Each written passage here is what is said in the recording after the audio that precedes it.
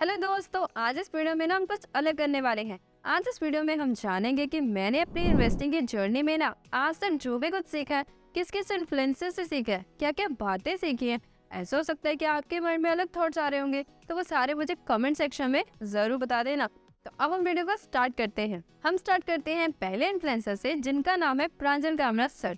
तो देखो, प्रांजल कामरा सर से मैंने ये सीखा है कि हम कैसे एक सिंपल, एक नॉर्मल बिजनेस को पकड़े।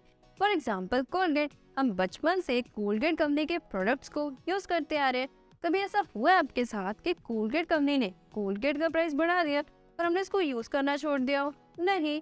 उसी तरह से एग्जाम्पल ले लो हिंदुस्तान यूनिलीवर की। हम बचपन से सोप्स, किसान जैम, किसान सॉस को यूज करते आ रहे हैं। तो जब ये बिजनेस इतने सिंपल है, इनको हम अच्छे से समझ सकते हैं, तो हम ऐसे कंपनीज पे इन्वेस्ट क्यों नहीं करते?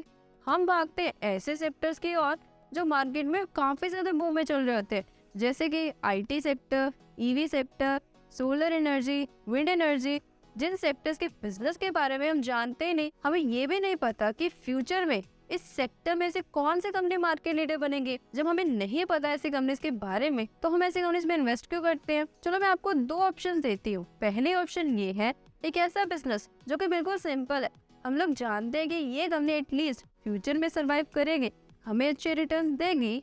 वहीं पर दूसरी ऑप्शन में एक ऐसी कंपनी है जिसका बिजनेस इतना कॉम्प्लेक्स कि समझ में ही नहीं आ रहा, हमें ये भी नहीं पता कि फ्यूचर में ये कंपनी सर्वाइव भी करेगी या फिर नहीं।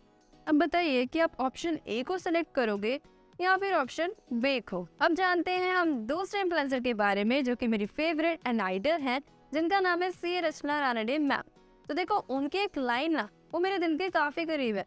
उनका कहना है कि यदि हम इन्वेस्टिंग सीखना चाहते हैं ना, तो ये मैटर नहीं करता कि आप किस बैकग्राउंड से हो, मैटर ये करता है कि क्या आपके अंदर लर्निंग एबिलिटी है, कि आप सच में इन्वेस्टिंग को सीखना चाहते हो। तो इसलिए चाहे आप बॉय हो चाहे आप गर्ल हो, आज से इन्वेस्टिंग करना ना शुरू कर दो। देखो, हमें नहीं पता कि फ्यूचर में इन्फ्लेशन कितने रेट से बढ़ेगी, हमें नहीं पता कि महंगाई, इन्फ्लेशन को स्पेशली महंगाई बोलते हैं, हमें नहीं पता कि कितने % से बढ़ सकती है। हमें ये भी नहीं पता कि हमारी लाइफ जो है फ्यूचर में कैसे होगी। तो इससे ज़रूरी है कि हम आज से ही अपनी लाइफ को सिक्योर करना शुरू कर दें। उसके लिए हमें क्या करना होगा? एसेट्स को बिल्ड करना होगा। बट बहुत सारे लोग ऐसे होते हैं जिनको एसेट्स और लाइबिलिटीज का डिफरेंस नहीं पता होता। कोई बात नहीं, यदि आपको नहीं पता, आप मेरी ये वीडियो चेकआउट कर लो, rich dad and poor dad. जिस वीडियो का लिंक ना आपको आई पे मिल जाएगा, वहाँ से चेकआउट कर लेना। उसके अलावा बजटिंग कैसे की जाती है, देखो हमने देखा होगा ना कि हमारे पेरेंट्स सारा दिन नोटबुक्स पे लिखते रहते हैं कि यहाँ पर पैसे खर्चे थे, यहाँ पर स्पेंड किए थे, यहाँ पर स्पेंड किए थे, अच्छा यहाँ पर ना ज़्यादा स्पेंड कर दिए, अब नेक्स्ट मंथ ना ध्यान में रखेंगे कि यहाँ पर खर्चा नहीं करना। क्या आप लोग ऐसा करते हो? नहीं। हम क्यों करेंगे भाई? क्यों नहीं करते? करना चाहिए। पता है इससे क्या होगा? यदि आप ऐसा करोगे, एक्सेल शीट या फिर नोटबुक पे लिखोगे कि हमने यहाँ पर पैसे स्पेंड किए थे, इससे आपको ये पता चल जाएगा कि आप कहाँ पर पैसे वेस्ट कर रहे हो। उन पैसों को सेव करके आप ज्यादा से ज्यादा इन्वेस्ट कर सकते हो, ज्यादा से ज्यादा एसेट्स बिल्ड कर सकते हो। इसलिए जरूरी है कि यदि आप लोग ऐसा नहीं कर रहे, आज से करना शुरू कर दो। उसके अलावा कैसे फाइनेंशियल स्टेटमेंट्स को रीड किया जाता है। देखो, फाइनेंशियल स्टेटमेंट का नाम सुनकर ना हम लोग घबरा जाते हैं। ओहो, फाइनेंशियल स्टेटमेंट रीड करने होगी, पता नहीं कैसे होगी हमारे से। ऐसे मत सोचो, इसको इस तरीके से सोचो कि हम एक बिजनेस को देख रहे हैं। देख, कंपनी बिजनेस कैसे रन करती है? एक प्रोडक्ट या फिर एक सर्विस को सेल करती है, राइट? अब देखो, कंपनी ने प्रोडक्ट को सेल किया, उसके बाद कंपनी के पास जो पैसे आए ना, उसको बोला जाता है रेवेन्यू। अब ये सोचो कि उस प्रोडक्ट को बनाने में कंपनी ने बहुत सारे खर्चे किए हैं, जैसे कि लेबर कॉस्ट, रॉ मटेरियल्स और एडवर्टीजमेंट भी तो की है। तो इसलिए फिर रेवेन्यू को एक्सपेंडिचर से माइनस किया जाता है। उसके बाद जो बहुत पैसे बचते हैं ना कंपनी के पास, उसे बोला जाता है ऑपरेटिंग प्रॉफिट। इतना ही नहीं, अब ये भी सोचो कि कंपनी ने उस प्रोडक्ट को बनाने के लिए मशीन्स भी तो यूज की है, और हम लोग जानते हैं कि मशीन्स की वैल्यू टाइम टू टाइम कम हो जाती है। जो मोबाइल फोन हम आज यूज कर रहे हैं, क्या उसकी वैल्यू 1 या 2 मंथ बाद सेम रहेगी? नहीं, चेंज हो जाएगी। इसलिए जो कंपनी के पास एसेट्स मतलब मशीन्स होती है ना, उनकी वैल्यू भी कम हो जाती है। इसलिए फिर ऑपरेटिंग प्रॉफिट को डेप्रिसिएशन से माइनस किया जाता है। उसके बाद आ जाती है गवर्नमेंट। गवर्नमेंट बोलती है, अच्छा प्रॉफिट अर्न किया ना, चलो टैक्स पे करो। फिर बेचारी कंपनीज को थक हार कर टैक्स पे करना पड़ता है।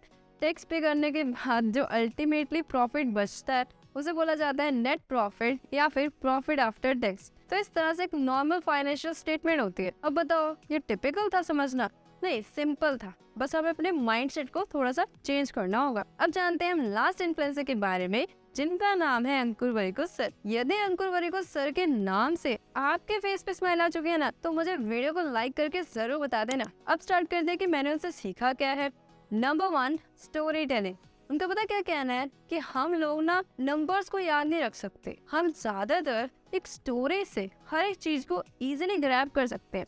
इसलिए यदि हम एक कॉम्प्लेक्स टॉपिक को पकड़ रहे हैं ना, उसको स्टोरी से एक्सप्लेन करो, इससे हम अच्छे से समझ भी पाएंगे। उसके अलावा कैसे हम YouTube पर वीडियोस डाल सकते हैं, कैसे कंटेंट क्रिएशन कर सकते हैं, कैसे YouTube पर ग्रो कर सकते हैं, और सबसे ज्यादा इम्पोर्टेंट कंसिस्टेंसी। मैंने उन्हें से सीखी है कि हमें YouTube, जरूरी नहीं कि YouTube ही मानो, आप अपनी लाइफ का कोई भी गोल अचीव करना चाहते हो उसमें हमेशा कंसिस्टेंट रहना चाहिए।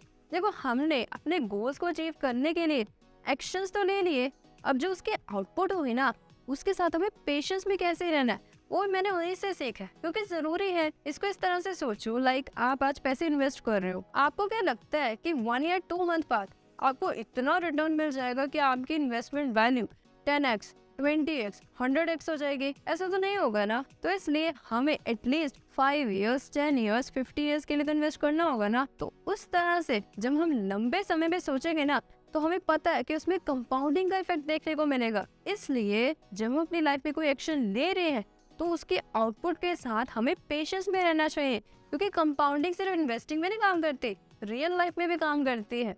तो ये सब कुछ चीजें हैं जो कि मैंने अंकुर वरीको सर से सीखी हैं। वीडियो बंद करने से पहले आप ये भी मुझे बताइए कि क्या आपने अंकुर वरीको सर की do epic sheet book read की है या फिर नहीं। तो आज इस वीडियो में इतना ही।